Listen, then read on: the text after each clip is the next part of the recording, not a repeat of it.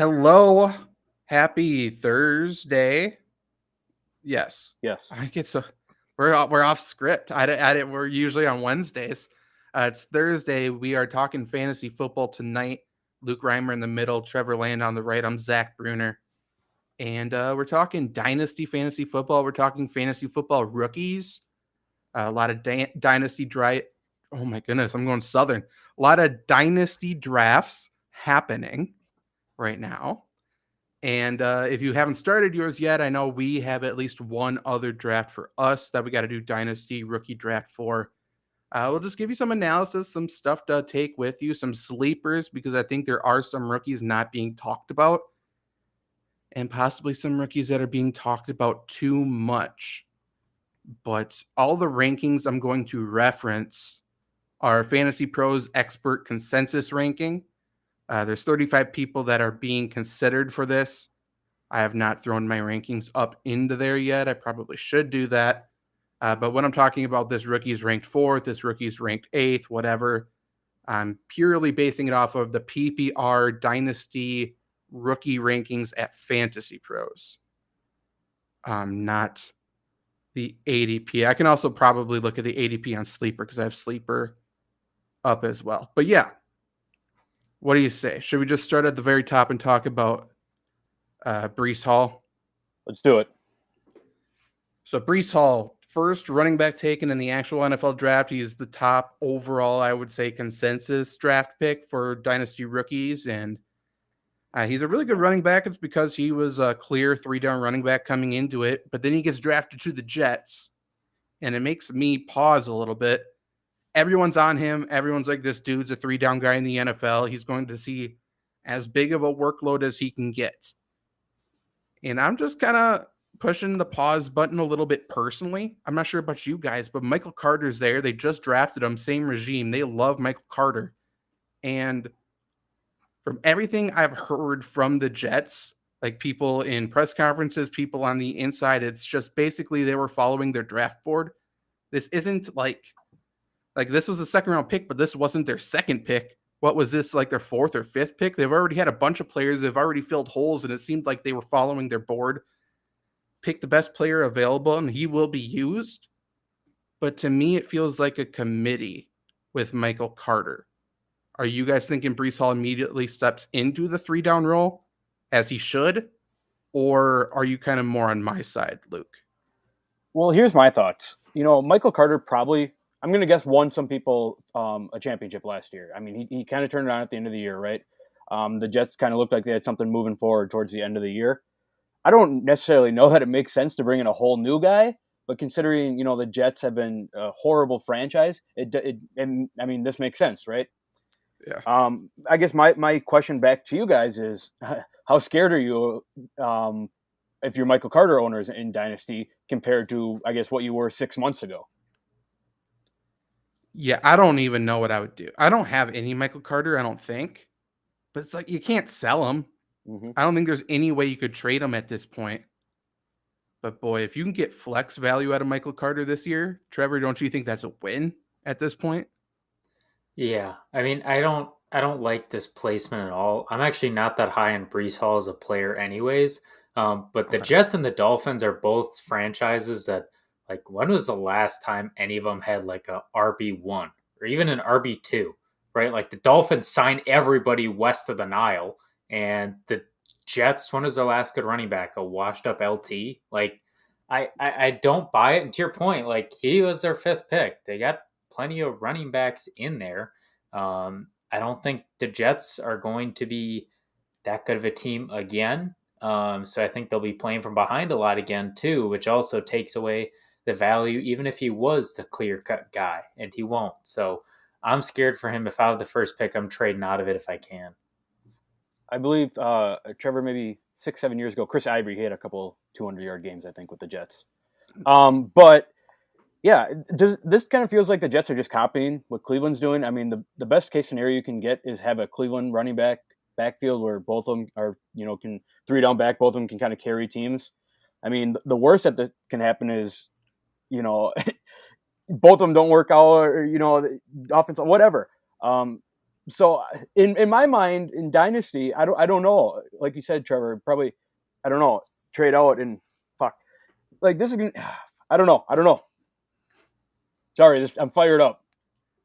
I like it. We talked about Jets and Luke's ready to go. Mm-hmm. But like honestly, so Brees Hall, who I think most people projected as a 3-down back coming into the draft, goes to this situation. Michael Carter had in 14 games last year had 147 rushes. He averaged 4.3 yards per carry. He had 325 receiving yards. Like by all accounts, he was pretty good considering the offensive line they had.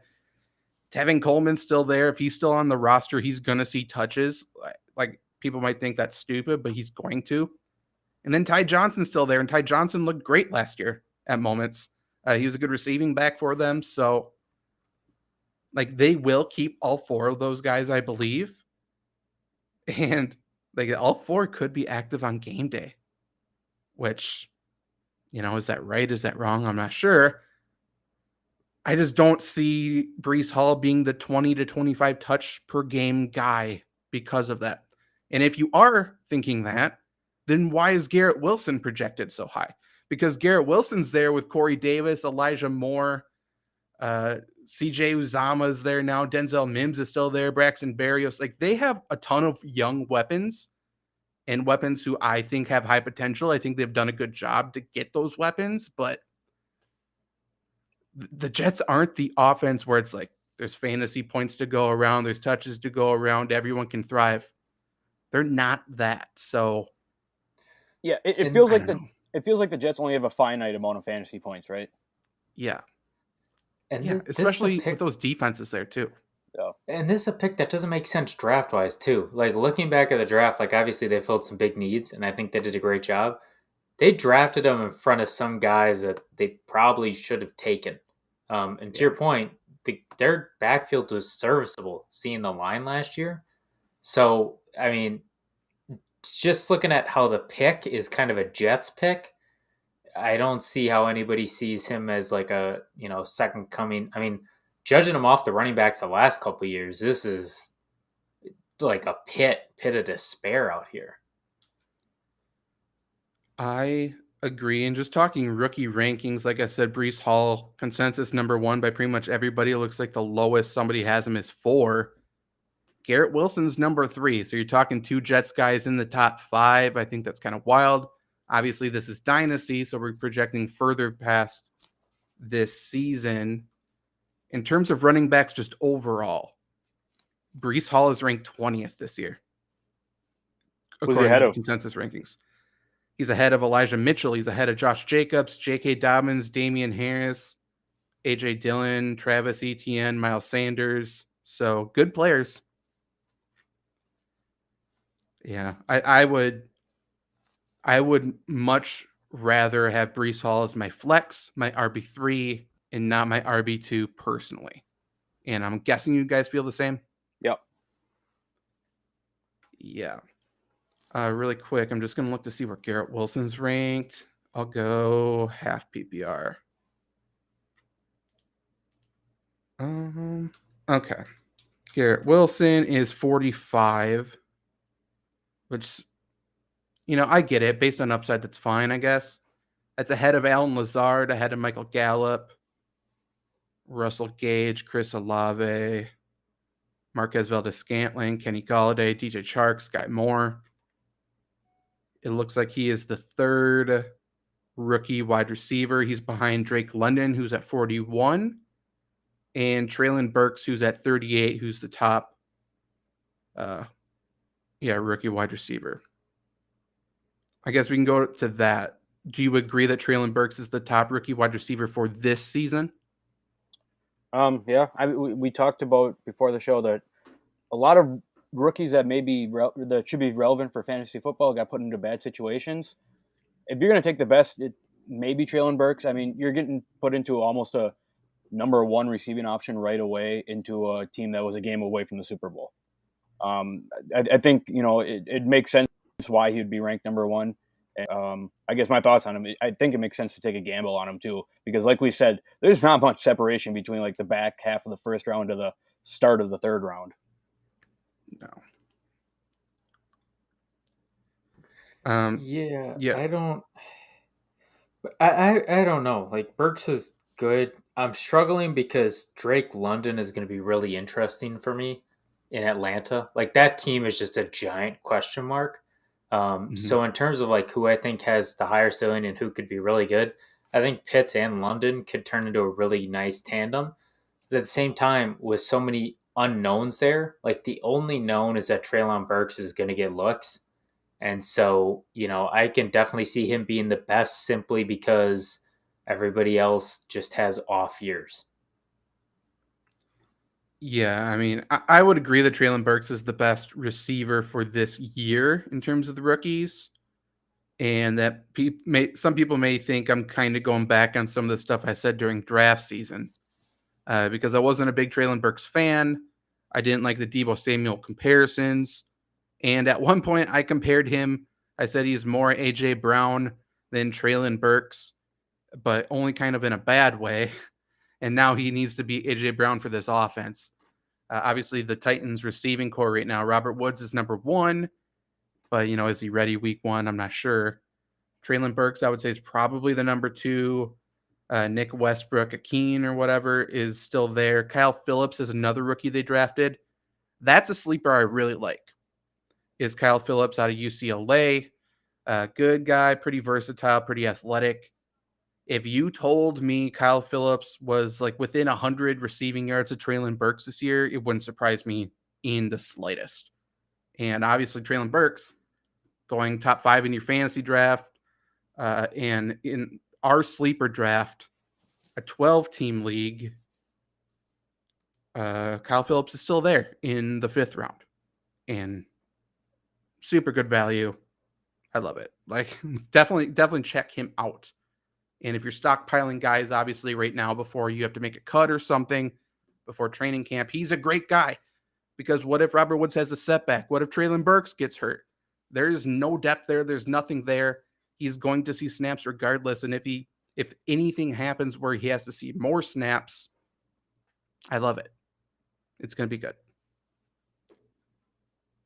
We can talk about Drake London. Drake London is the number 2 ranked rookie here, number 1 wide receiver ranked guy in Dynasty overall for this year. Obviously, like I said, number 2 just for this season amongst rookies. He joins the Falcons, going to catch passes probably from Mariota for this season. We talked about Kyle Pitts there, a player I don't think is getting enough respect, and maybe I'm wrong. I don't know. People will laugh at it, but I think Auden Tate's really good. They signed Auden Tate from Cincinnati. He's another really big guy. I think he's 6'5". So they have a bunch of really big straight line speed receivers that Mariota's just going to lop it up to, I guess. But Drake London is kind of a budget Mike Evans, I guess.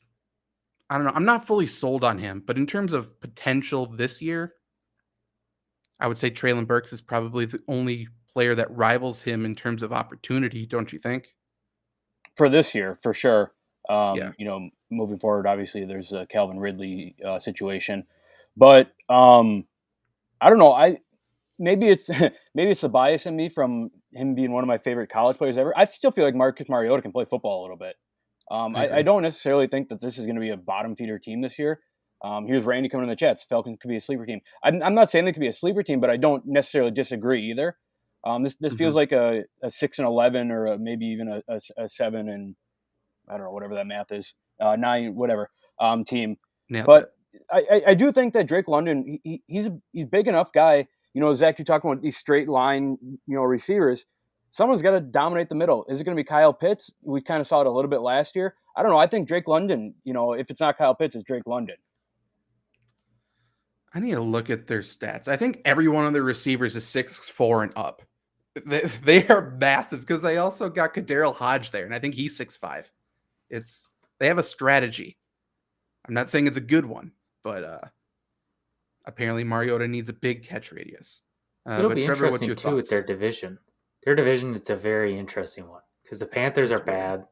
The Saints, I mean, we know how good their defense is. We know how good Kamara is, but they don't have a quarterback.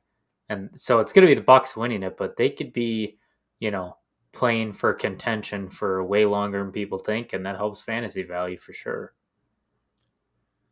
I thought Cordero Hodge was a little bit bigger. He's 6'2", which is still pretty big, but he's 6'2". Drake London 6'5", Auden Tate 6'5", and Kyle Pitts is 6'6".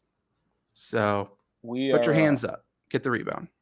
I hope I didn't just start going back into the Falcon circle that happens every offseason where I get infatuated with them and they blow it like the first 3 games. And yeah, I mean, I don't take them seriously.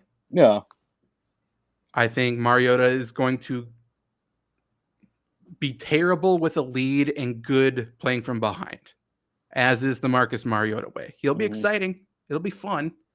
But if they get out to an early lead, they will panic, I think. And that's fine. That's cool with me. The other rookie in Atlanta would be buckle up. If anyone wants to give me 2 pronunciations and tell me I'm pronouncing his name wrong, go ahead. Tyler Algier, whatever, running back. He's going to be the only other running back really besides Cordero Patterson, which, what do we make of Cordero Patterson? Like, is he going to repeat? Because if he repeats, that's awesome. Again, 6'2" running back, by the way, massive. I don't know what they look big. Falcons are just trying to look big. I don't know what the fuck they're doing. Speaking of Cordero Patterson, does this feel like something that's going to get flamed out? People are going to adjust and Cordero Patterson is just not going to be a thing next year? Yes. Of course. Like, I think he'll be fine. I think he's a fine player. But, why did he do well last year? Because they had 0 receivers and they needed to force feed the ball, and he was good as a receiver, not necessarily as a running back. He's just a good enough player to make it work. Yeah, and Matt Ryan is also just a good enough player to get him the ball. Is Mariota that? I think sometimes, Somebody in Atlanta was watching the Bucs play and thought, we need height. The answer to everything. And didn't realize they're playing football. What's their coach's name? Arthur Smith. Arthur Smith's like 5'2". He couldn't reach something on top of the fridge one day. He's like, we need more height. I don't want a step stool. Get me Drake London. And they got a bunch of Drake Londons. Arthur Smith is not a good chin guy. Doesn't have a great chin. What you going to do? They also got a defensive coordinator named Dean Pease, which is, to be honest, pretty funny. Pretty funny. Other rookie receivers. We talked about a big 4 heading into draft day. We talked about Drake London, Garrett Wilson, Treylon Burks. So we might as well talk about the third one. That's Jameson Williams. Detroit traded up for him. I would say a fantastic pick by the Lions. We don't know if he's going to be ready week 1. I would assume he's ready pretty early, from all accounts, from everyone who's, talking about it. But all of a sudden, the Lions receiving core is not bad. I don't know what's going on. So they have DJ Chark there now, who was a sleeper breakout candidate in Jacksonville. We need to treat him as such in Detroit now. Amon-Ra St. Brown was great. Jameson Williams is there now. And then they still got Quintez Cephas, Josh Reynolds, Khalif Raymond. So TJ Hawkinson. Kabinda. Yeah. Kabinda's a playmaker. Jamal Williams. Yeah. Jamal Williams and DeAndre Swift are both good receivers out of the backfield. All they need is a quarterback. And they got one. Do they? They should start him then, because I didn't see him last year. How many chances did they have at like any quarterback and they just passed on all of them? I understand. I respect it though. Quarterback being the last thing. I don't mind it, but it hurts a little bit. Also, Randy has a question that I'm interested for you guys to think. Who is the team this year that will have the injury problems like the Ravens did last year? My vote's the Vikings. Dalvin Cook is always getting hurt, and Justin Jefferson has been healthy for way too long. And Kirk Cousins has got to get hurt soon. Did the Vikings have a lot of injuries last year? Adam Thielen was down for a while. Really? Wasn't Adam Thielen down for a while? Yeah. He was. But and they didn't have Irv Smith the entire year. Oh, yeah. I mean, not necessarily fantasy players, but the Chargers will for sure be injured. Chargers look really good right now. But none of those players will be there by week 4. None of them. I think the same thing with the Bengals. Bengals is a good call. That's a really good call. What And the about the Bengals- Dolphins? I mean, do they really count as hurt as like every single player on their roster is like the exact same skill? Yeah, I so want to go they're through all their running running backs. back. Yeah, They're ready for it. It's like clone Yeah, troopers in Star Wars. They're hanging on to Myles Gaskin for a reason. And they got Zaquadre White there now. Their top 3 running backs are Chase Edmonds, Sony Michel, who they just signed. Thank you. Good signing. And Raheem Mostert. And I guarantee Myles Gaskin starts a game this year. Free Gaskin. Free him. Get him out of there. Poor It's bastard. He thought he was going to be the guy. They could have solved this all by drafting Jonathan fucking Taylor like they should have like 2 years ago. What do you do? Like, we talked about an active roster on Lombardi Sweep talking about how hard it is. I'm like, could we get away with 2 running backs? They have 5. they have Alec Ingold as a fullback who is going to start and play because he's a really good special teamer. So, man, I'm sure they'll be fine. I'm sure they'll figure it out. Will the Lions be good by Thanksgiving? Will they be No. good by the 4th of July? I'll still say yes. Nope. What? I'm so hyped on the Lions. I think they're good. What that is telling me, Luke, is that you don't believe in Jared Goff's ability to lead stars on this young team. No, Jared Goff is kind of like LeBron on Cleveland. Like, just get some stars around him, and the magic will work. Look what happened in L.A. They won nothing. They scored like no points in the Super Bowl. They got 2 a Super Bowl. That's more than the Lions can ever say. I mean, That's fair, I fair. guess. Okay. Lions never had Jared Goff, though, so Fair. that's why. True. So not Thank yet. God they do now. Jameson Williams, then. How do you value him? Speaking of Jameson Williams, I think Yes. he's really good in redraft. Like, I think he's a guy in the late rounds, if you can get him. He'll be one of those guys where, like, you pick him up specifically for the playoffs. Just kind of sit him on your roster and wait for him to... Even if he doesn't explode, right? He can be probably a flex play. But in terms of dynasty, like this year, it's so tough. Because if you're drafting him, you're probably high up in the draft. And you probably need somebody to contribute now. And I don't know how early he's going to start. But I think out of everybody, he's the most electric receiver here. So it's hard to pass on him. it's hard to pass on a guy who would run the fastest 40 ever if he could. But Same, by the way. If I could, I would have chosen to. Trevor, I totally agree with you. I'd rather have him in redraft because the Lions moving forward, like DJ Chark is still young. Amon-Ra St. Brown, very young. Jameson Williams, who's going to be the number 1 receiver? We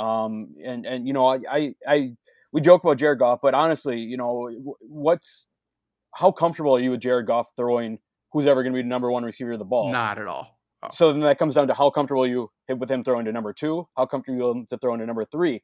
And, if you don't know who's going to start, does it make sense to take a gamble on a guy like this early in a dynasty league? This wide receiver core is scarily similar to the Broncos last year. Yeah. Like DJ Chark is Cortland Sutton, who I think he might be slightly more talented than Sutton, but I think Sutton's way more talented than people give him credit for. Jameson Williams looks a lot like Jerry Jeudy minus the criminal record at this point. And Amon-Ra St. Brown, I guessed him, Patrick. I don't know. But they have a lot of good guys. We'll see if Jameson Williams' fancy footwork drills like Jerry Jeudy. Let's see if he can, catch passes instead of just pretending he's running through a ladder on the sideline, basically. Redraft, though, Jameson Williams is ranked 66th in half PPR right now.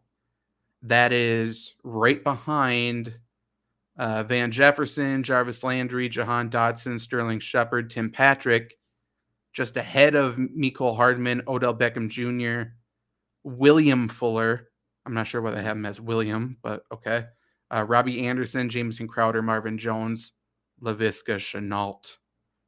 So I'm okay with where he is. I disagree with some of the people behind him, but here's a question that doesn't have to do with Jameson Williams, and we don't have to have a long discussion. But is the Laviska Shenault thing, is that ever going to happen? No, I am so glad. No, my buddy was high on him. I said, "This is never going to happen." Look what's happened. Flash in the pan. I think he's talented. I just think they have a lot of same level guys, especially what they did this season. Mm-hmm. Like going to get Evan Engram, getting Christian Kirk. They have like 14 slot receivers on the team. And I think Laviska Shenault ran a lot out of the slot last year. After I think that's kind of by default, but because everybody was hurt. But still. I don't know. Randy, where does Odell go? Back to the Rams, I'm pretty sure. What did the Bears do in the draft? A lot of nothing. Justin Fields said he wanted Vilas Jones Jr., and they went and got him Vilas Jones Jr., the 25-year-old rookie who is versatile. He is a good returner, but it is typical Bears drafting a returner and hoping he can play wide receiver. Basically. Speaking of Bears, did you guys know that Allen Robinson is on the Rams? Yeah. That got kind of swept under the rug during that receiver madness in the offseason.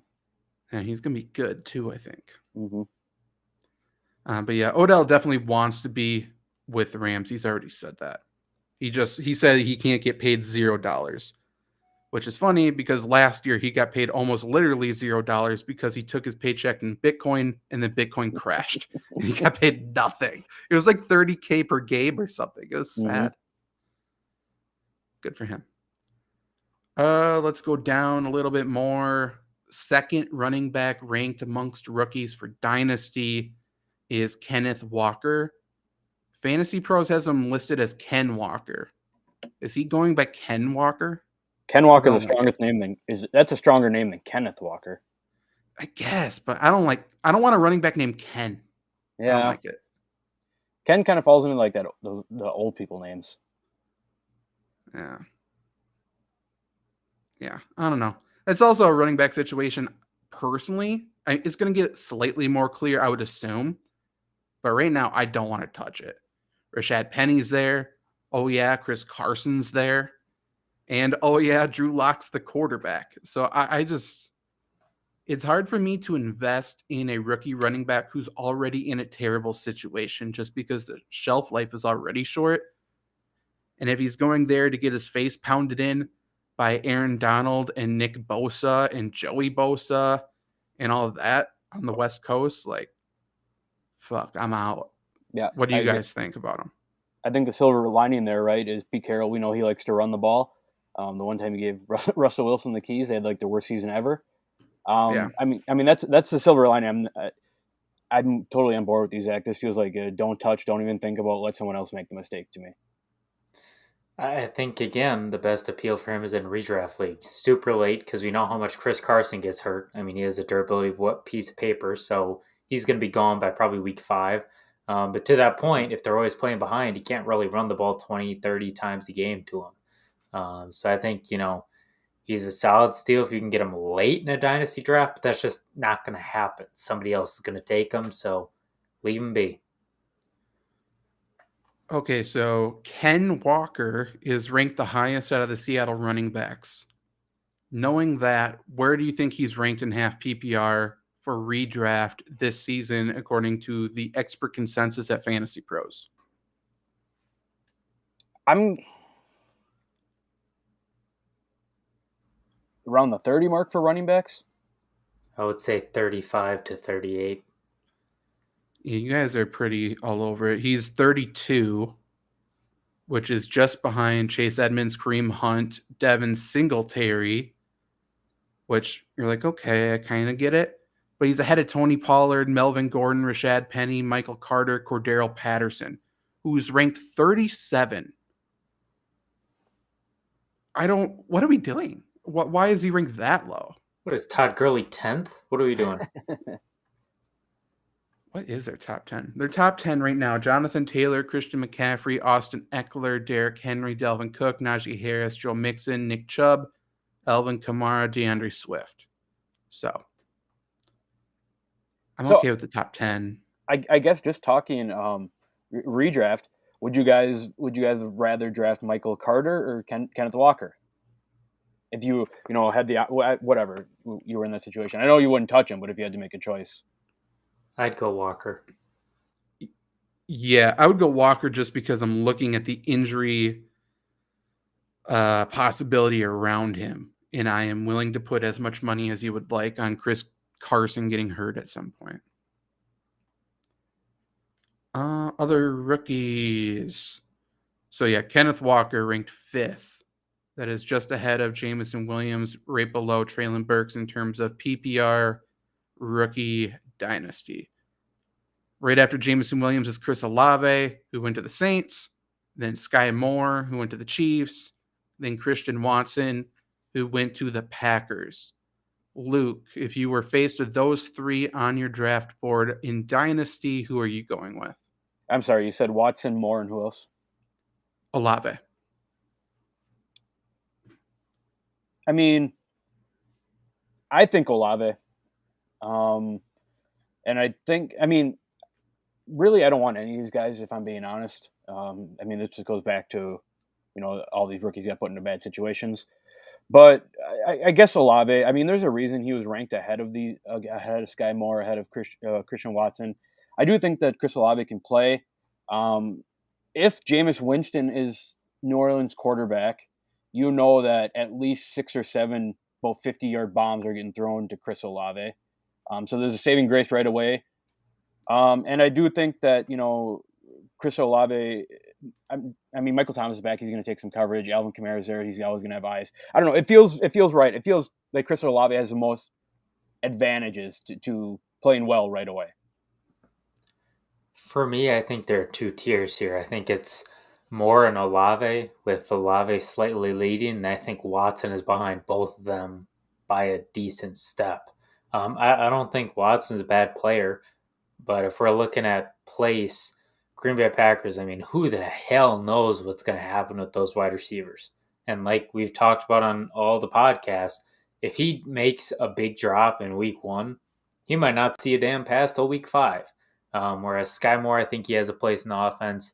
But if I had to pick one, I'd go Olave, but by a hair.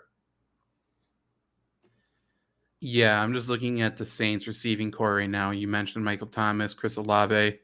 Traquan Smith is still there. Marquez Callaway still there. And then a lot of no names. Kevin White is there apparently, so that's interesting. Good for him, man. They picked up Dejon Dixon, who we liked as a rookie. Obviously, late in the draft, he will probably make the team, considering the receivers ahead of him on the depth chart currently are K'Wan Baker and Jalen McCleskey. You could give me 20 guesses of where they went to school. Not sure if I could do it. But yeah, I think we'll see what the Saints offense looks like, obviously, with no Sean Payton there. But if it looks similar, Michael Thomas is going to suck the safeties down, and Chris Olave should be open for some deep bombs. I think he's going to be, at the end of the year, I bet he ranks really high in terms of rookies, and I'm sure, he's probably a 700, 900-yard guy. But there's going to be some duds in there, I bet he's a boom or bust guy more often than we would like. So you would say he's more of like a Devontae Smith than a Jamar Chase? I think so. Even though, that Jamar Chase situation. Why did it take till week 8 for people we should put a safety over top? It was come on, man. I think I agree with you guys, though. I would rather have Chris Olave. Sky Moore, I think he went to a perfect situation for him as a pro.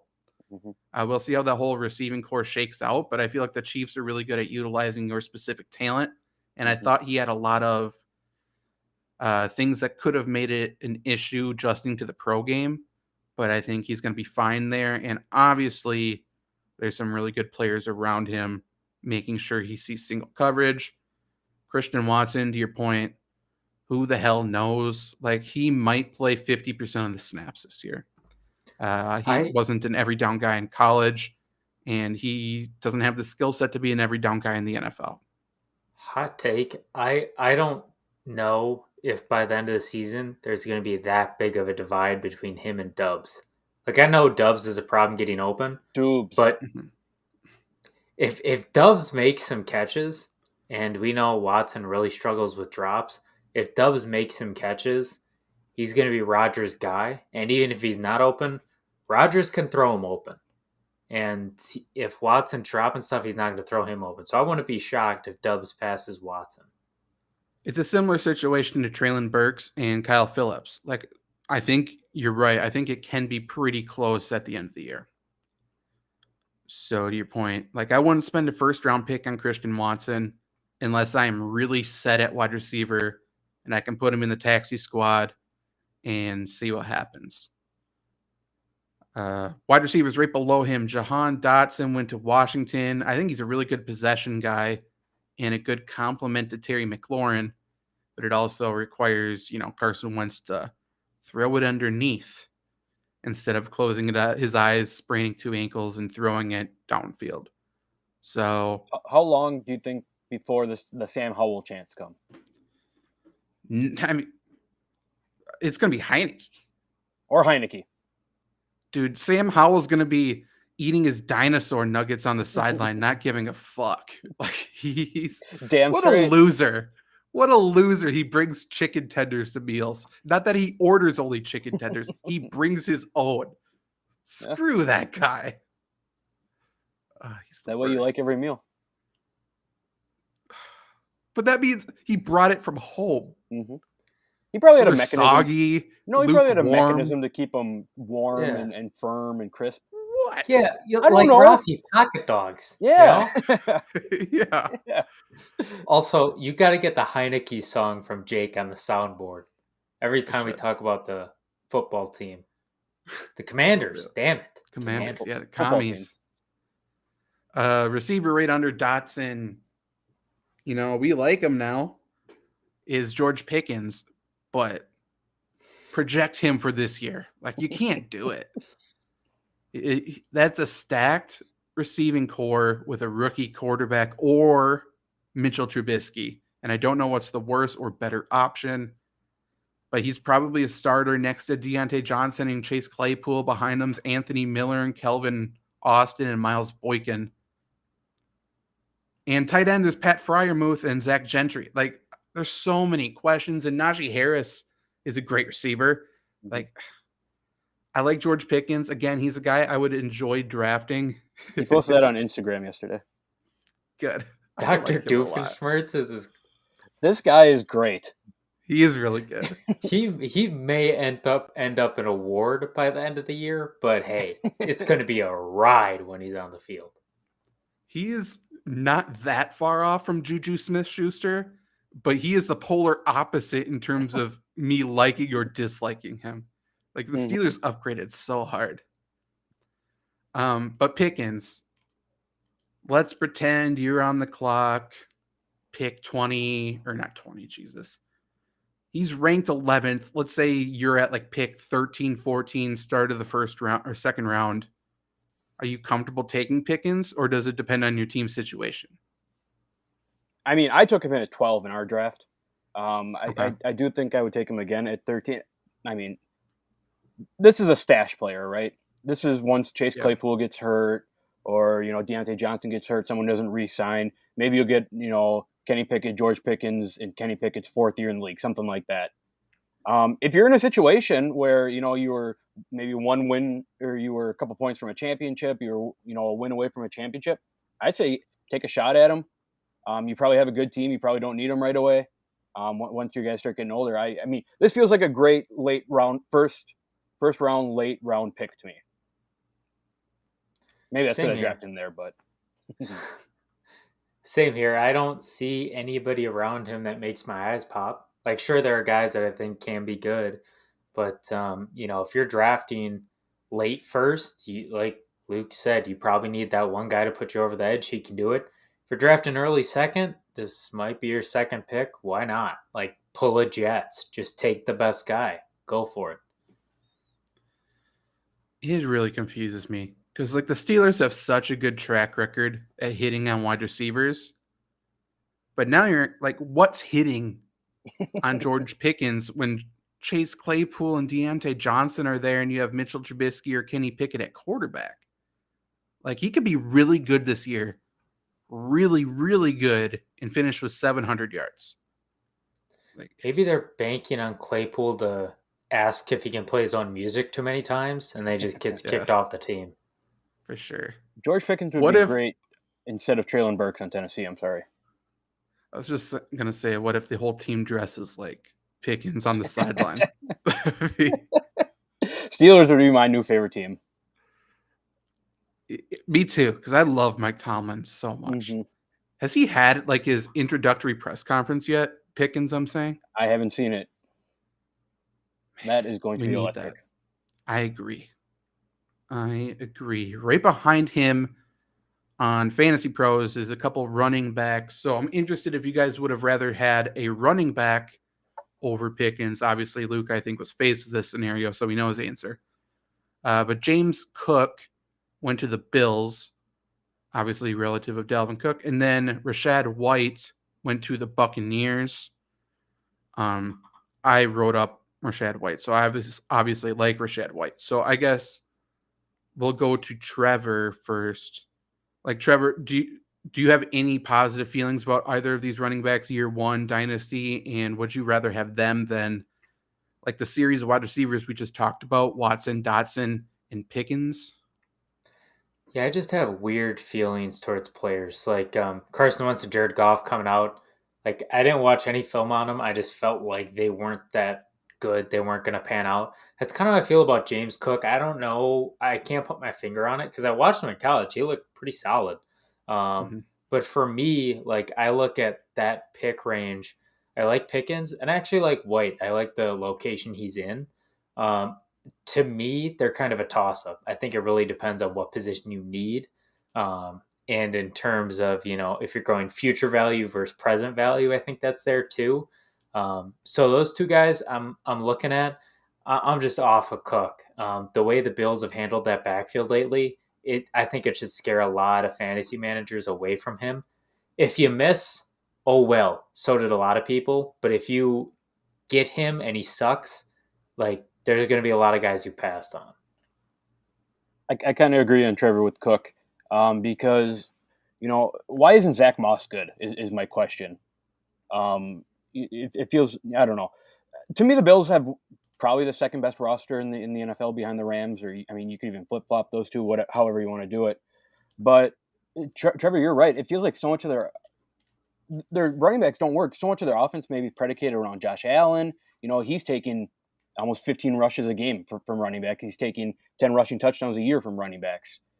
And I know, so yeah, this doesn't feel like a great, a rookie that's, maybe going to contribute right away. This almost feels like a rookie who may contribute on a second team in 3-4 years. I think that's fair. Most people, I think, would have said James Cook went to the best situation amongst the rookie running backs, and I don't think I disagree, just because, to you guys' point, there hasn't been a guy to solidify themselves in the backfield. There isn't a true guy. Devin Singletary, like, I don't even know how you project Devin Singletary. I don't know what he is. He's so hit or miss all the time. Right. The thing is, too, if you're the Bills, I mean, you don't really do anything different than you did last year. I mean, you were, an overtime away from almost a Super Bowl.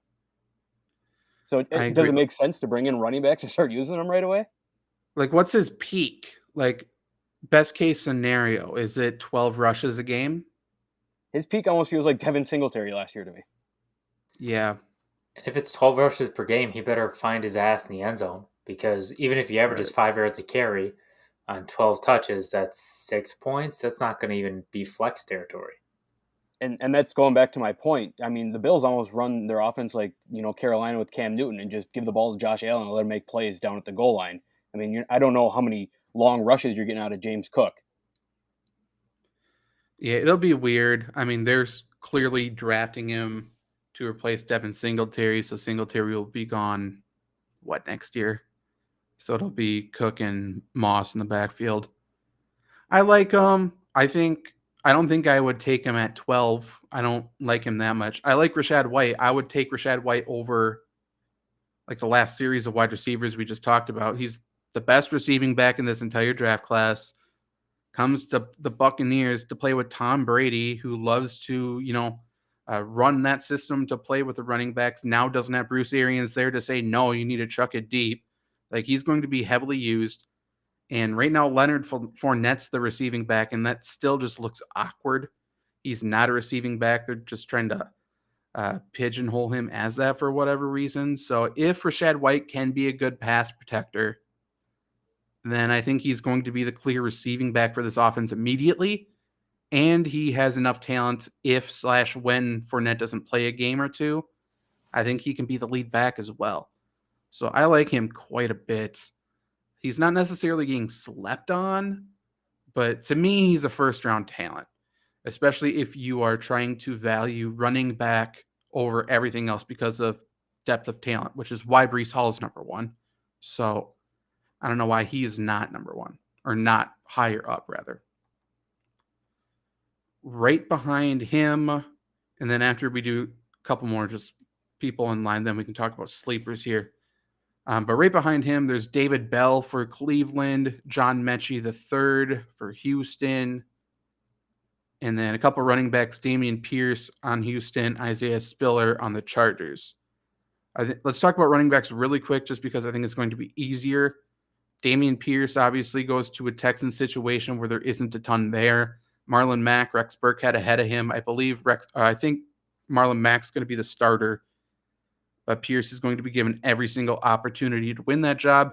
Isaiah Spiller is behind Austin Eckler. He has value as the handcuff to Austin Eckler, and I don't think much else. Do you guys agree or disagree with both of those statements? Totally agree with you as an Eckler owner. I know that, he often goes. Trevor, I know you're a big Eckler guy too. He often goes down with injuries, and by the end of the year, it always feels like, the first one taken off the waiver wire come like week 12 is the next Chargers running back up. Yeah. Yeah, at least the Chargers have like a backup plan now. Yeah. They just haven't had one. But those two receivers, David Bell, John Mechie III, David Bell at Cleveland, he's going to be playing alongside Amari Cooper and Donovan Peoples-Jones. John Mechie, I guess, is alongside Brandon Cooks and Nico Collins. So who do you value more? I think Mechie probably has a larger role on possibly a worse offense, and David Bell has a smaller role on a better offense. So, Trevor, which do you value more? I know you're a Mechie guy, so are you going with him? I mean, I traded up for him, so I was also stupid. Don't trade up until the pick is there. I thought, trade up 8 spots, Sky Moore will be there, and then, he was the only guy there. But I'm a bigger John Mechie guy. I think my situation is a little different too. For the most part, I'm okay at wide receiver. So, I can just kind of, if I want to, I can put him taxi. I have more flexibility. But I think either way, I think he's probably the bigger guy because, we've talked about all the time. Brandon Cooks is one concussion away from retirement, and he's probably going to get another one. How he's gone this long without one is insane. So, if he drops down, they have Brevin Jordan and Mechie, and that's kind of it. So for that reason, I got him there. Yeah, I like it. This might be a cop-out answer for you, Zach, but you asked which one do you like better. I almost like them the same because they're in such, weird situations, so different from each other. David Bell, I'm not sold on him. I don't know how much athleticism he has, but he has Deshaun Watson at quarterback. To me, David Bell is a kind of an over-the-middle kind of, possession receiver, kind of bail quarterbacks out of situations. This is off the assumption Deshaun Watson's playing this year. How much of that is Deshaun Watson going to need? I'm going to guess not a lot because he's also a very good runner. That alone makes me like Mechie a little bit more. I think looking past this year, obviously we talked about Mechie a lot during draft season as someone who we wanted the Packers to go after possibly in that second, third round range. In terms of skill, I don't think Mechie's that far off, if at all, the guys taken ahead of him in terms of the big four. I think Mechie's super talented. So I think he's going to go as far as Davis Mills goes. If you're a Davis Mills believer, I think you should really like him. And if you're not, then, Davis Mills probably is not the guy next year anyway. So I like Mechie quite a bit. And then, after him was the first quarterback, Kenny Pickett, first tight end, Trey McBride. There's a big gap after that. If you're a tight end needy team, do you feel good at all going after Trey McBride? I am a tight end needy team, and I did not feel good. That's why I did not do it. Like, I think he's really good, but holy shit, what a bad situation. Going there, not only is it a crowded receiving room, he's behind Zach Ertz, who's 31, I think. Mm-hmm. I don't get it. It just doesn't make sense to me.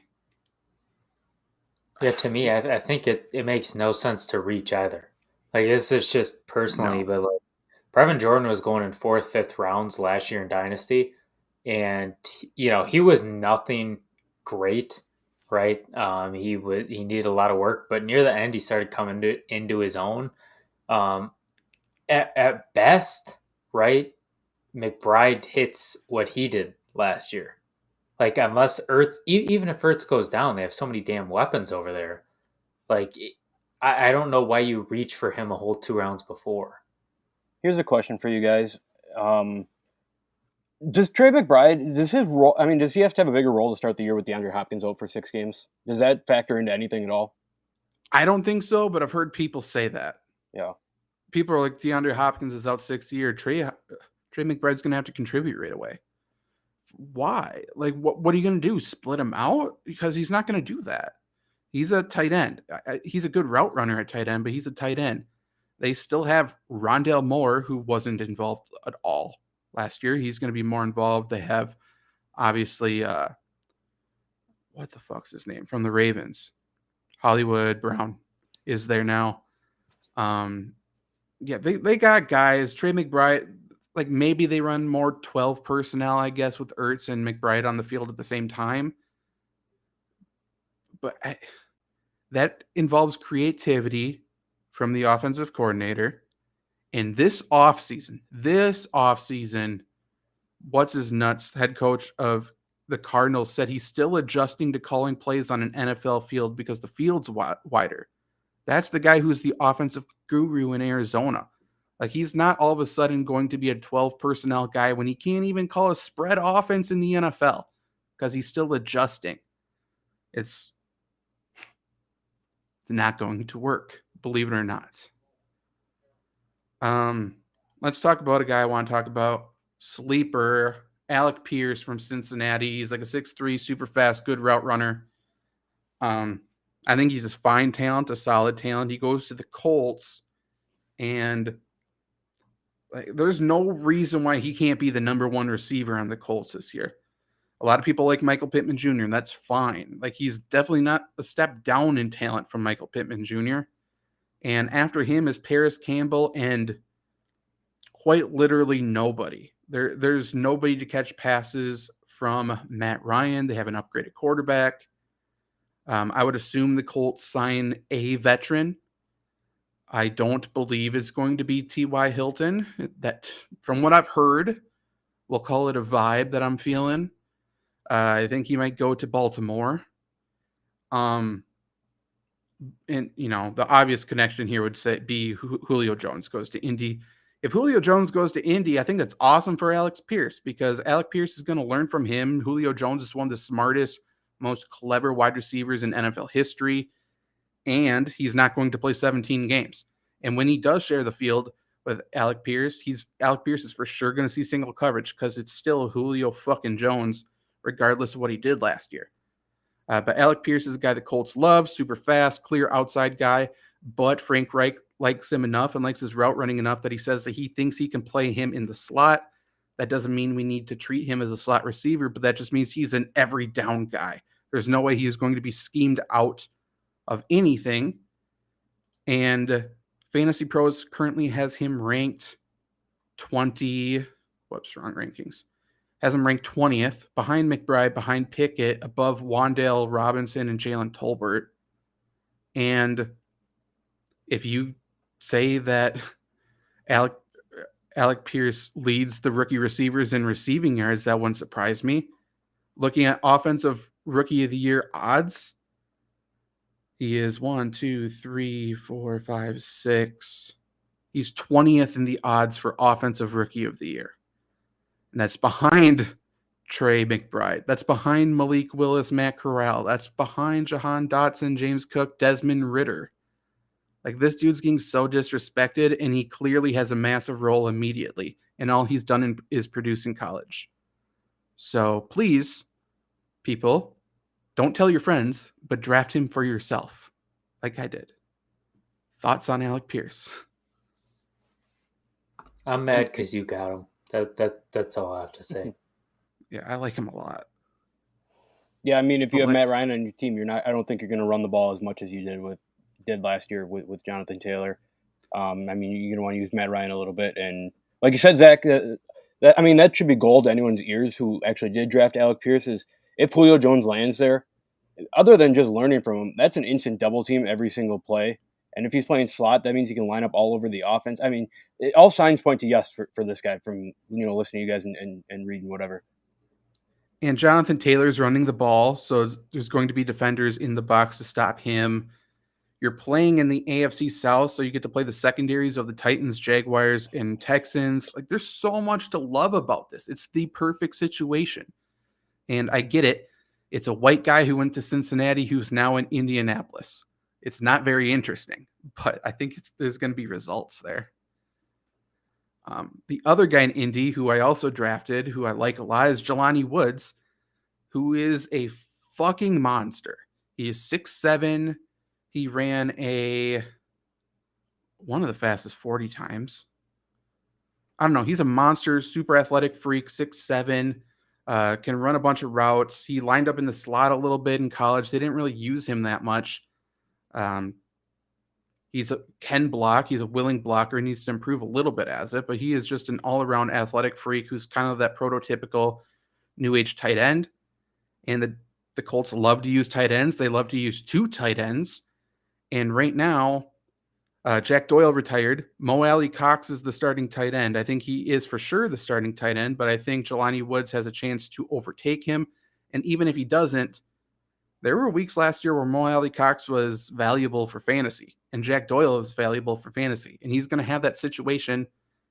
He's going to have those snaps. He has a ton of upside. And I think he could be. There were people talking about him possibly being the best tight end in this draft. There were people who were projecting the Packers to take him in the second round, which is incredibly stupid. But like, that's how high people were on this guy. And now all of a sudden it's like, he's on the Colts. Let's not even think about him. He's ranked 32nd amongst Dynasty rookies. That is below Dubs, below Tyquan Thornton, just above Calvin Austin, and Greg Dulcich, who is the other tight end, who I do like later. But yeah, he is the perfect stash him, because I think he's going to be good in 2 years. Feels like a taxi squad guy. For sure. 6'7". That's stupid. And can run. That's Mercedes Lewis with knees. That's Jimmy Graham with knees. It's insane. Randy, does Matt Ryan have a big year? I don't think his stats are going to be crazy, but I think he's going to have a really good year. Yeah, I do think the Colts win that division. Yeah. So, I do think Matt Ryan has a big part in that. I think their defense is good and improved from last year, and they have Jonathan Taylor. So, like, Matt Ryan's going to have weeks where he doesn't throw a ton, preferably from the Colts. You know what I mean? But I think he's going to be good. And just speaking of that division real quick, remember last year we were talking about, we forecasted the Derrick Henry injury, how he got the ball like 40 times a game. I mean, what do they do now that A.J. Brown's not there anymore? I mean, Derrick Henry's getting the ball 60 times a game. He's going to have to. It doesn't make sense. Their offensive line's not getting any better. Mm-mm. Man, yeah, I don't know. Who's their backup? Oh, they got Austin Hooper, who now at tight end, who's a good blocker. So that definitely means Henry's going to get 40. They drafted Hassan Haskins, I guess. But, I mean, Derrick Henry's not even good until he gets 20 carries anyway. Mm-hmm. Jonathan Taylor must be the first pick in fantasy this year. Yeah, I would say so. Don't you guys? Sure. Big Dick Eckler has a special place in my heart, so I will always take him first. I think that's fair. I think on a per game basis, maybe Christian McCaffrey and Eckler could be better, but Well, McCaffrey's injury problems, Eckler's injury problems. Right. Why even try? Realistically, yes, Jonathan Taylor's the first pick, but I mean, if I end up the first pick, I'm taking Devonta Adams. That's just me. I mean, he's gone to the dark side. I'm out on Devonta Adams. He's dead to me. Can't. Never. He went Most there. overrated receiver in the league, right? Come on, guys. What's he do besides run routes? You got to catch the ball too. Let's look back on his Slant stats. boy. How many drops he's got in his career? Yeah, go deep for once, bum. Couldn't carry a team to a Super Bowl. What a loser. You know how many targets it took for him to get those many catches? It's insane. Yeah. Who else? I think Vilas Jones Jr. is interesting for the Bears just because Fields likes him so much. Like, I think he has to be part of the game plan. And he's ranked 46th. So in a lot of dynasty drafts, he's not going to be taken. Well, I mean, right there, Fields likes him. I mean, that's enough to raise an eyebrow and draft him in the 5th, 4th. Yeah. And I mean, it's not like he's competing with anybody. Right. He's got to beat out the third guy who is. It might be me. I'm not sure. I didn't check my mail today. I'm not Honestly, sure. It might be EQ. EQ might be 3 or 2. It is. It for sure is. I was looking at the depth chart today. It is EQ. That's awesome. I hope he wins it. Congrats, EQ.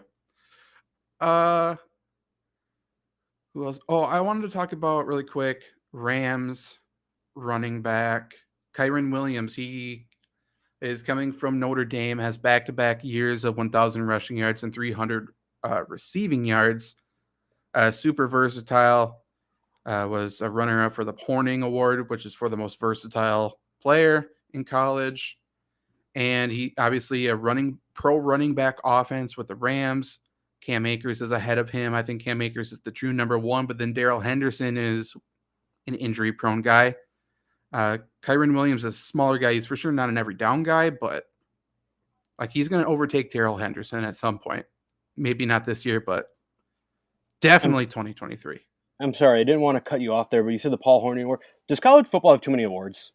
Yeah, way too many. It's almost as bad as hockey. Yep. I don't know what any of the hockey awards are for. It's at least I know what the college football ones are for.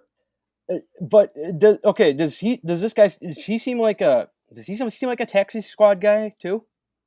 Yeah, I think he's going to have value this year in an annoying situation. Like there's going to be weeks this year where you want to start him at flex, but for a lot of leagues, and ours is true for this, if you take him out of the taxi squad, you can't put him back in. If you can just sit on him for this year, I like him a lot. Like he could turn into a Tariq Cohen type of player, which by the way, Tariq Cohen's out there. Mm-hmm. Where's he going to go? He should go somewhere. He should go to the Packers. Let's take him. He was so good for 1 year. He had some cool punt returns. Yeah. Why can't he be Tavon Austin? Right. Like, why couldn't Tavon Austin be Tavon Austin, man? I think Tavon Austin's on a roster right now, and Tariq Cohen is not. Crazy. People go back and watch that college tape of Tavon Austin, and they fall in love every time. It's good. I saw his high school tape the other day. That's even funnier. Mm-hmm. He is, because he's the same size as everyone there, but that he's so fast. Luke, I know you have a sleeper you wanted to bring up. I'm sorry, Zach. I don't mean to cut you off. We talked so much in depth the last couple of years about the Rams backfield, right? Do you guys have any more of an idea of what's going to happen now that Sony Michel's off the team? I think Sean Payton is perpetually skeptical of Cam Akers. That's what it feels like. McVay. They're the same person. Except for I think Sean Payton has more skeletons in his closet. A lot more. And not as hot of a wife. I don't know what his wife looks like. I'm not going to judge. Sean McVay's wife. Yeah, that's fair enough. But I know what she looks like. I don't know what okay. Yeah. Is it just Drew Brees in a wig? It probably is. Let's be honest. Could do worse. There are two things I don't trust in fantasy: Notre Dame products and LA running backs. So I'm Does that off include on Eckler? No, he doesn't count. Does that He's San include Todd Diego. Gurley? He's not in LA. There's a anymore, lot so of it doesn't holes in matter. this story. He was. What are you doing? He was. He definitely was. Why don't you trust Rams running backs? They're like always good. Dude, because I Isn't that their trusted thing? what's his name? I trusted Akers, and he was really good at the end of the season, just like we predicted. I think. Sorry, years he ago? tore his Achilles. No, but it's just What like what a drop off. they use running backs to a certain point, like the fucking Dolphins do. They don't sign all of them, but at any week they could be like, "Hey, here you go." Why? He hasn't started in 2 weeks. Malcolm Brown's going to score a touchdown. I don't think he's on the roster anymore, but he's for sure going to score a touchdown for them this year. Okay, Luke. Running back, Patriots. What do you like? Pierre Strong. And I talked to Zach before this, and I don't really have any logic behind it, Trevor, but I don't know how much you know about him. But tell me why he is not going to be another Danny Woodhead or Dion Lewis. Next. That's all the analysis we needed. I mean, listen, there's no logic behind it. So what do you want me to say? The Patriots don't draft running backs without a plan. Right? Like that's the one thing they hit on consistently, I think. And that's all I'm gonna much stock I'm gonna put into it. But I don't remember the last Patriots running back that was drafted who didn't score a touchdown, or even who didn't have a 2-touchdown game for them. Yeah, and one of their they all have one. And one of their best running backs in recent history in terms of like big game moments and reliability was James White, who nobody except for Wisconsin fans knew and probably should have been Super Bowl MVP. I mean, he was just a huge part. I think he is. Zach, I think he still holds the record for receptions in the Super Bowl. Zach, I'll say that Patriots are pretty good at drafting quarterbacks over like the last 25 years too. That's not true. They just traded Jarrett Stidham today. Yeah, that didn't work.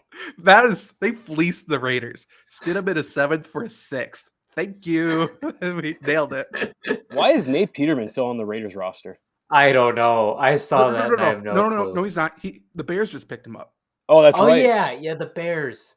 Why does he have a spot on a?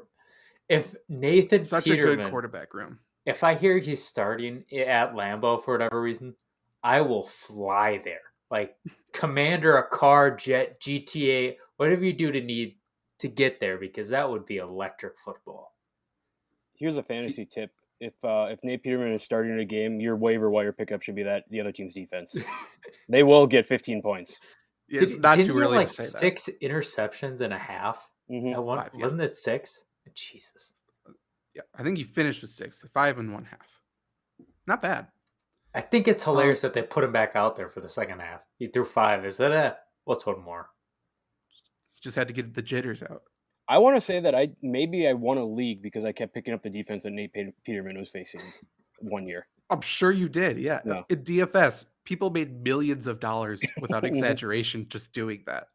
Do you think Nate Peterman is kind of like a clone, like the Mafia put in just to rig games? I think just he's a plant. Secretly John Gruden's nephew or something. John Gruden loves him. Yeah.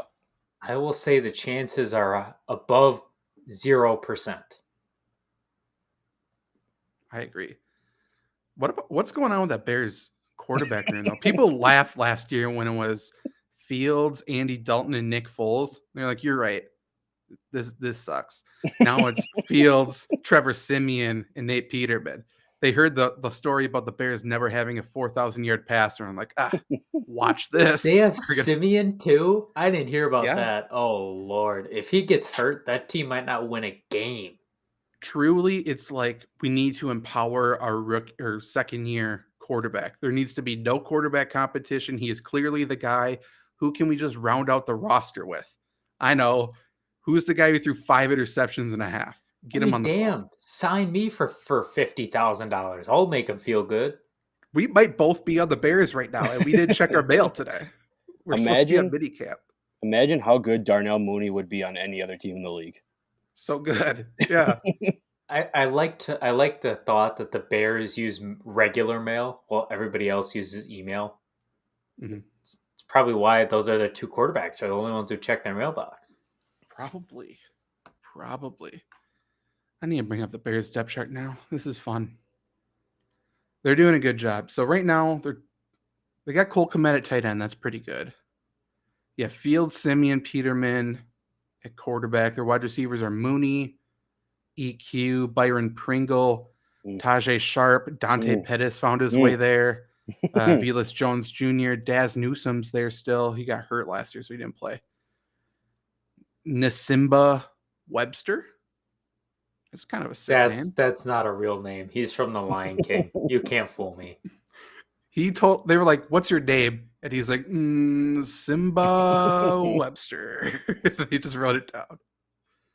But then they nail running backs. They got David Montgomery, Khalil Herbert. They got Treston Ebner there, who we talked up from Baylor. He's good. Darrington Evans, he's good. But they the thing always about have running good backs, they're going to abandon their good running back like 2 years early and just draft another one in the second round when that's clearly not the problem. They do the same shit every year. They're like the Pikachu meme when it doesn't work for the 20th year in a row. Maybe Khalil Mack was the problem. Good thing he had a really good first game for the Bears against the Packers. So, when you listed off those receivers, like everyone after EQ, like between EQ and Vilas Jones, if you have one of those receivers on your roster, you will not win more than 6 games. No, yeah, at all. Why is Dante Pettis still in the NFL? Why is Tajay Sharp still in the NFL? I don't. Why are the Bears still in the NFL? Makes me sad to look at. Why is Jack Sanborn there? Did he get drafted or was he? I don't think he was drafted. So he had to agree. Yeah. To go there. He probably checked his mail. That's probably why. Right. Probably. That feels like rookies. That feels like the Bears just offering like $5 more than the Packers just so the Packers don't get a Wisconsin guy. Truly, for sure. We took EQ. Your wide receiver core is nothing. Well, I was gonna say, what if EQ turns out to be good? But yeah, he is. No. Like even if he is, I don't think it matters. No. Oh, it doesn't matter at all. No, like he still has to get the ball to him. Although you never know, EQ might have diced up the Vikings week 1 this year. You never know. Okay, here's a Lombardi sweep crossover. We drafted Jamon Moore, EQ, and Marquez Valdez-Scantling in one draft together. Which one finishes with the best pro career now that they're MVS. all off the Packers? MVS has got to be. Because he's already had a bigger impact. No. Yeah, I'm sure it's MVS, but man, I don't think he's that much better than EQ. Mm-mm. I saw an article written today. I think it's from a USA Today site. Christian Watson can fill Marquez Valdez-Scantling's role. Yeah. We've like, of course, yes. Where have you been? Like, of course he can. Yes, he's fast. He can run straight. I can't do that. Anyone who's fast can do that. Like we talked about this last year, like even after the Seattle game, like, hey, it was nice to see them throw a deep bomb and then do nothing to him the rest of the game. The whole point that like people who were getting on the high horse on Packers Twitter were saying, not everyone or everyone is MVS because the Packers are comparing everyone to MVS. And then a week later, they're like, you know what? I think the Packers do have someone to fill MVS's role. Yeah, you could have picked either rookie. It would have been fine. I'd like to offer my services to fill MVS's role. I'm quick. I'm short as hell, but Aaron Rodgers is the quarterback, and I'm the same height as Isaiah McDuffie. Maybe taller with cleats, so sign me up. Put me in the end zone. I'll drop a pass for you. I got you. So I know that we glossed over quarterbacks quick, but are any of these quarterbacks, do they make a fantasy impact at all? Year 1, dynasty or redraft? Like, I'm just not interested in Kenny Pickett. I think he would be the one that like could have the most impact year 1. I'm just not interested in him. And then I don't even know who I'd want next. Like, I don't believe in Matt Corral. Mm-hmm. I guess maybe Desmond Ridder. Like, is it? I think Mariota's going to get hurt. Like, that's his thing. So I think Ritter's going to start this year. See, I was thinking, I mean, you even throw Malik Willis in there because if Ryan Tannehill doesn't have A.J. Brown, I mean, what Ryan Tannehill is no good, better than a wet noodle. Yeah, basically they're just going to say don't throw an interception, and if you do that, then we won't put in the rookie. He might not even be better than a dry noodle, to be honest. In all fairness, though, like it's Kenny Pickett year one, maybe Desmond Ridder. Outside of that, like they're all future picks. I mean, I'd go Malik Willis in the future. I'm really high on him, but I mean, if you need a quarterback this year, you better start trading because you're screwed. Yeah, I would. If you're a quarterback needy team and you're looking at some of these rookies, I would trade the house for Trey Lance. And obviously, I've been being the Trey Lance drum since he's been in high school. But you know, like I know the kid. I've talked to the kid. I've talked to people around him. I've seen him play in person. Like, he's better than Patrick Mahomes, in my opinion. And people are going to laugh at that, but I think he is. So you've talked to this man, and he has never been a guest on our podcast once? That seems... Come on, man. You dropped the ball. Oh, come on. What? Hey, Trey, do you want to come on a Packers podcast? I know you're a Vikings fan who plays for the 49ers. It could be a fantasy football. You know, hey, how's Elijah Mitchell looking today? Hey, has Shanahan told you which running back is going to get the fucking ball finally? You know, stuff like that. You got to do what like Adam Sandler is doing to Kevin Garnett in Uncut Gems. Yeah. Yeah, we could do that. Kick fucking Elton Brand's face in. Or like how Adam Sandler treats Kevin James. Just put him on everything, whether he works or not. Just put him in everything. True. Right. It's like the only reason Bruce Brown has a job in the NBA because he's friends with James Harden. Fair enough.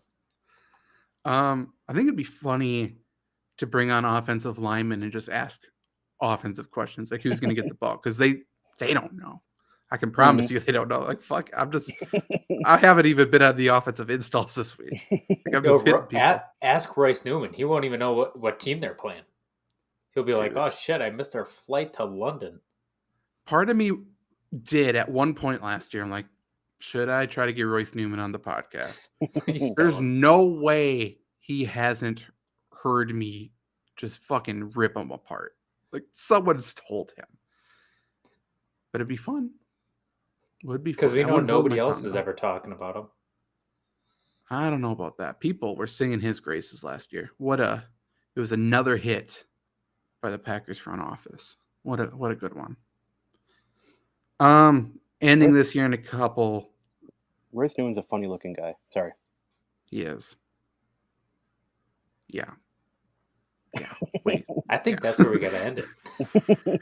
Really quick, I like Khalil Shakur. If you're drafting late, he's slot for the Bills. I think it's a crowded receiving room, but I think eventually he probably has the potential to take over for Jamison Crowder, and he's definitely talented enough to. Greg Dulcich is a tight end for the Broncos. He's a good player. He's going to be behind Albert O right away, but if you're saying he beats out Albert O at some point, like, that wouldn't surprise me. And I think that starting tight end has value. Isaiah Likely is pretty talented. He's a tight end for the Ravens. We know what the Ravens like at tight end. Zamir White, they're hoping he takes over at running back for Josh Jacobs next year. Jalen Tolbert, if you liked Michael Gallup last year, you'll love Jalen Tolbert this year. I would stay away from Wan'Dale Robinson. I love him as a player, but no Giants receiver is going to be worth owning ever again. As long as Daniel Jones is there, for sure. I like Daniel Jones, but I hate the Giants. I don't. I think Daniel Jones is good. I think the Giants are so bad. And talking about, like, they are the Miami Dolphins of wide receivers. They just have everybody. Yeah, that's actually true. That's actually a very good comparison. I still think they should have drafted 2 tackles, but maybe that's because I'm a Saquon Barkley owner in Dynasty. I don't even know who they took with the other one. You're dead in the water. Evan Neal and Kayvon Thibodeau. Oh, Thibodeau. That's a good pick. Wide receivers: Kenny Golladay, Kadarius Toney, Sterling Shepard, Darius Slayton, Wan'Dale Robinson. And then James Ritchie, blah, blah, blah, blah, blah. But John Ross isn't there anymore? Unfortunately, no. Should I find out where he is? I think He's still going to be a thing. Probably playing football in like 7-11 China. somewhere. He's a free agent, so the Packers could get him. And he could be immediately the wide receiver too. It would be incredible. Yeah. Hey, do you think he could fill MVS's role?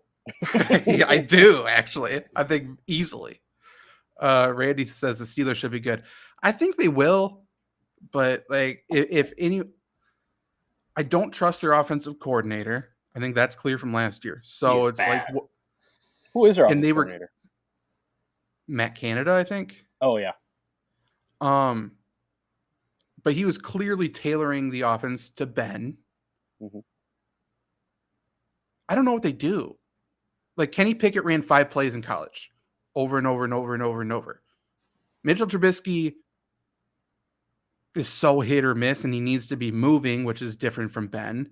So I have no idea what this offense looks like. They has stacked wide receiver core. Their offensive line still isn't great, but they have a great running back.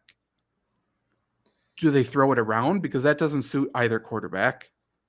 Do they run it? Because that doesn't suit the offensive line. So I think they will be good, and the defense is obviously good. But like I don't know what they do. I think you have to show some more respect to the first ever MVP of the playoffs. So I think Mitch still has slime in his nose. That's so funny that, it's like complete opposite quarterbacks now with Ben Roethlisberger to Mitch Trubisky. Is Ben Roethlisberger like the least mobile quarterback in the last 20 years? Or does that go to Phillip Rivers? No, I think it's Ben. It got it, yeah. Second place is Carson Wentz in like week 4 last year with 2 sprained ankles. Wearing 2 walking boots out there. Oh, man. Anything else you want to talk about before we go? No, the greatest Big Ben thing is that he wore his jersey to college when he was in college. He wore his football jersey to bars. Good for him. Then he, went out and raped some girls. This was Flurry Sports. We'll be back next time. Let us know if you want us to do any other fantasy football videos.